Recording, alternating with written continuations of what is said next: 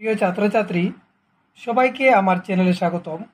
আজকের এই ভিডিওতে আমি পঞ্চম শ্রেণীর আমরাও আমাদের পরিবেশ বইয়ের পাঠ নম্বর 2 জীব ও পরিবেশ এই পাঠের অনুশীলনে যেসব প্রশ্ন দিয়েছে সেগুলো সমাধান করব। তোমাদের অনুশীলনে 1 নম্বরে দিয়েছে উত্তর লেখো। ক, পরিবেশে জৈবিক ও অজৈবিক উপাদানগুলো কী কী? খ, উদ্ভিদকে কেন উৎপাদক বলা হয়? গ, উপভোক্তা কত প্রকার ও কী কী?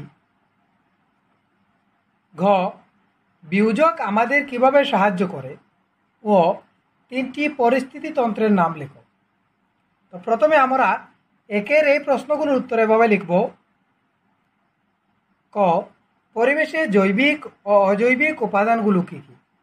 উত্তর লিখব আমরা, প্রাকৃতিক পরিবেশের উপাদানগুলোর মধ্যে বায়ু, জল, মাটি, তাপ, আলো ইত্যাদি হচ্ছে অজৈবিক উপাদান এবং উদ্ভিদ, প্রাণী, পাখি, অণুজীব ইত্যাদি হচ্ছে জৈবিক উপাদান। তারপর খ, উদ্ভিদকে কেন উৎপাদক বলা হয়? উত্তর, উদ্ভিদ নিজের খাদ্য নিজে প্রস্তুত করতে পারে বলেই উদ্ভিদকে উৎপাদক বলা হয়। গ, উপভোক্তা কত প্রকার ও কী কী? উত্তর, উপভোক্তা 3 প্রকার। প্রথম শ্রেণীর উপভোক্তা, দ্বিতীয় শ্রেণীর উপভোক্তা, তৃতীয় শ্রেণীর উপভোক্তা। ঘ, বিয়োজক আমাদের কিভাবে সাহায্য করে? উত্তর, বিয়োজক পরিবেশের জৈবিক পদার্থগুলোর মৃত্যু হলে সেগুলোর বিয়োজন ঘটায়, যার ফলে পরিবেশের জৈবিক ও অজৈবিক উপাদানগুলোর মধ্যে পারস্পরিক ভারসাম্য বজায় থাকে। ও 3টি পরিস্থিতি তন্ত্রের নাম লিখো। উত্তর, 3টি পরিস্থিতি তন্ত্রের নাম হল তৃণভূমি, পুকুর, অরণ্য। তারপর দিয়েছে 2 নম্বর, শূন্যস্থান পূরণ করো। কতে দিয়েছে শামুক হলো ড্যাশ উপভোক্তা। তো এখানে আমি লিখে রেখেছি শামুক হলো প্রাথমিক উপভোক্তা। খ, একের চেয়ে অধিক খালি জায়গা লিখবো আমরা, খাদ্য শৃঙ্খল মিলে খাদ্যজাল সৃষ্টি হয়। গ, ঈগল পাখি হলো তৃতীয় শ্রেণীর উপভোক্তা। গ, খাদ্যজালে একের চেয়ে খালি জায়গা লিখবো আমরা অধিক খাদ্য শৃঙ্খল থাকে। এভাবে আমরা 2 নম্বরের শূন্যস্থানগুলো পূর্ণ করব। 3 নম্বরে দিয়েছে শুদ্ধ উত্তর বেছে বের করো। তো এখানে 3টা অপশন দিয়েছে, এখান থেকে সঠিক কোনটি সেটি আমরা বেছে বের করতে হবে। কতে দিয়েছে খাদ্য শৃঙ্খলের শুরুতে সবসময় উদ্ভিদ, প্রাণী, অণুজীব থাকে। যেখানে উদ্ভিদ, প্রাণী, অণুজীব এই 3টার মধ্যে কোনটি সঠিক হবে? তো আমরা লিখব খাদ্য শৃঙ্খলের শুরুতে সবসময় উদ্ভিদ থাকে। খ, বিয়োজক, উৎপাদক, উপভোক্তা খাদ্য প্রস্তুত করে। তো আমরা জানি উৎপাদক খাদ্য প্রস্তুত করে, আমরা বিয়োজক উপভোক্তা লিখব না, আমরা লিখব উৎপাদক খাদ্য প্রস্তুত করে।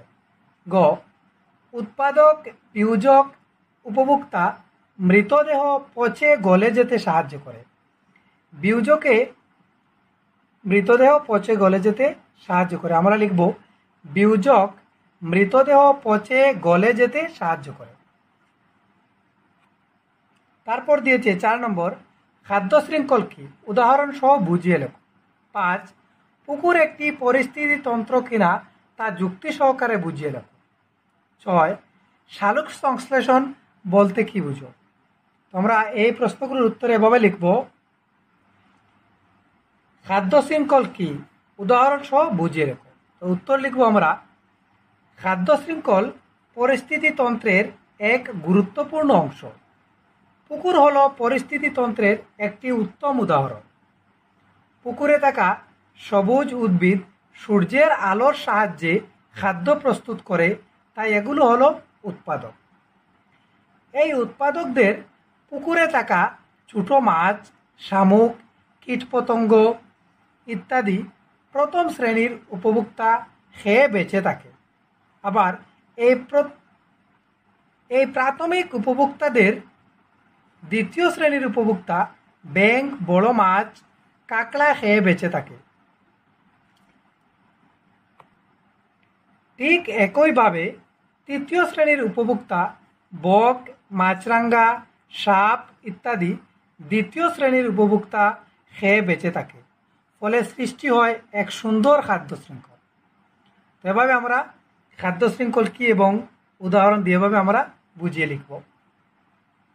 তারপর 5 নম্বরে যে প্রশ্ন দিয়েছে, পুকুর একটি পরিস্থিতি তন্ত্র কি না তা যুক্তি সহকারে বুঝিয়ে লিখব। এই প্রশ্নের উত্তর আমরা 4 নম্বরের উত্তর থেকে লিখলে হয়ে যাবে। এখান থেকে পুকুর হলো পরিস্থিতি তন্ত্রের একটি উত্তম উদাহরণ। পুকুরে থাকা সবুজ উদ্ভিদ সূর্যের আলোর সাহায্যে খাদ্য প্রস্তুত করে, তাই এগুলো হলো উৎপাদক। এই উৎপাদকদের পুকুরে থাকা ছোট মাছ, শামুক, কীটপতঙ্গ ইত্যাদি প্রথম শ্রেণীর উপভোক্তা খেয়ে বেঁচে থাকে। আবার এই প্রাথমিক উপভোক্তাদের দ্বিতীয় শ্রেণীর উপভোক্তা ব্যাঙ, বড় মাছ, কাঁকড়া খেয়ে বেঁচে থাকে। ঠিক একইভাবে তৃতীয় শ্রেণীর উপভোক্তা বক, মাছরাঙা, সাপ ইত্যাদি দ্বিতীয় শ্রেণীর উপভোক্তা খেয়ে বেঁচে থাকে।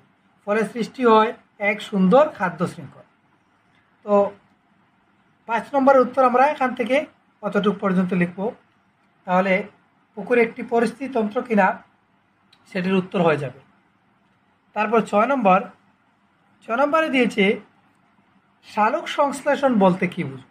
উত্তর লিখব আমরা, সূর্যের আলোর সাহায্যে সবুজ উদ্ভিদ পাতার হরিৎকণা বায়ুতে থাকা কার্বন ডাইঅক্সাইড ও মূলের দ্বারা শোষিত জলের সাহায্যে নিজের খাদ্য উৎপাদন করে।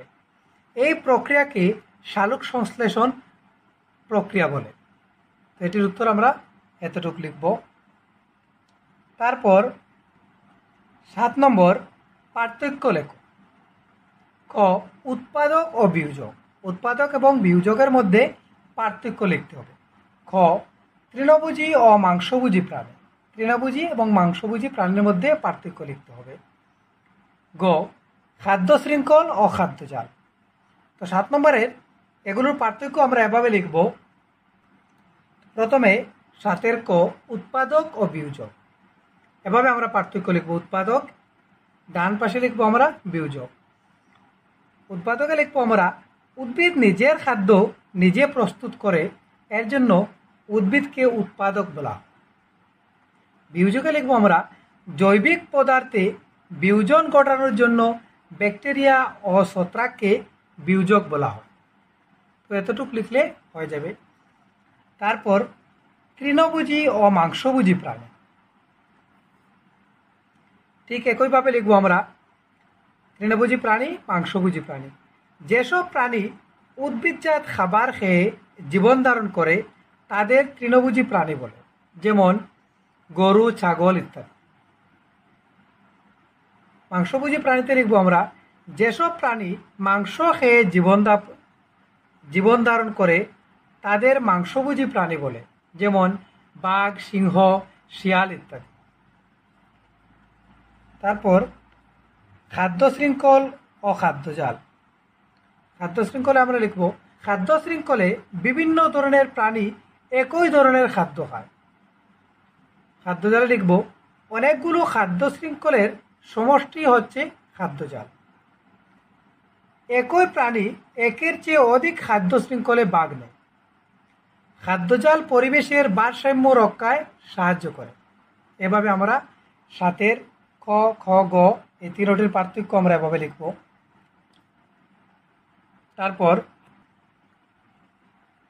8 নম্বর, পরিস্থিতিতন্ত্রে প্রথম শ্রেণীর উপভোক্তা না থাকলে কি হবে।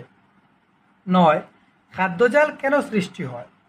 10, মাটিতে মৃত জীবগুলো অনেক দিন ধরে পড়ে থাকলে কেন পচে গলে যায়। তো এই 3টি প্রশ্নের উত্তর আমরা এভাবে লিখব। 8, পরিস্থিতিতন্ত্রে প্রথম শ্রেণীর উপভোক্তা না থাকলে কি হবে। উত্তর লিখব আমরা, পরিস্থিতিতন্ত্রে প্রথম শ্রেণীর উপভোক্তা না থাকলে দ্বিতীয় শ্রেণীর উপভোক্তা, যেমন মাছ, ব্যাঙ, কাঁকড়া ইত্যাদি আহার পাবে না, ফলে পরিবেশের ভারসাম্য নষ্ট হয়ে যাবে। 9. খাদ্যজাল কেন সৃষ্টি হয়? উত্তর, একটি জীব একের চেয়ে বেশি খাদ্য শৃঙ্খলে ভাগ নেয়, তার ফলে খাদ্যজালের সৃষ্টি হয়। 10. মাটিতে মৃত জীবগুলো অনেক দিন ধরে পড়ে থাকলে কেন পচে গলে যায়? এটির উত্তর লিখব আমরা, মাটিতে মৃত জীবগুলো অনেক দিন ধরে পড়ে থাকলে ব্যাকটেরিয়া ও ছত্রাক উদ্ভিদ ও প্রাণীদেহের অংশসমূহের বিয়োজন ঘটায়, অর্থাৎ ক্ষুদ্র ক্ষুদ্র অংশে পরিণত করে পচে গলে যেতে সাহায্য করে। তো প্রিয় ছাত্রছাত্রী, এই ছিল আজকের ভিডিওটি ভালো লাগলে একটি লাইক দিয়ে বন্ধুদের সাথে শেয়ার করবে এবং এরকম ভিডিওর নোটিফিকেশন পেতে আমার চ্যানেলটি সাবস্ক্রাইব করে পাশে থাকা বেল আইকনটি প্রেস করে নেবে। ধন্যবাদ।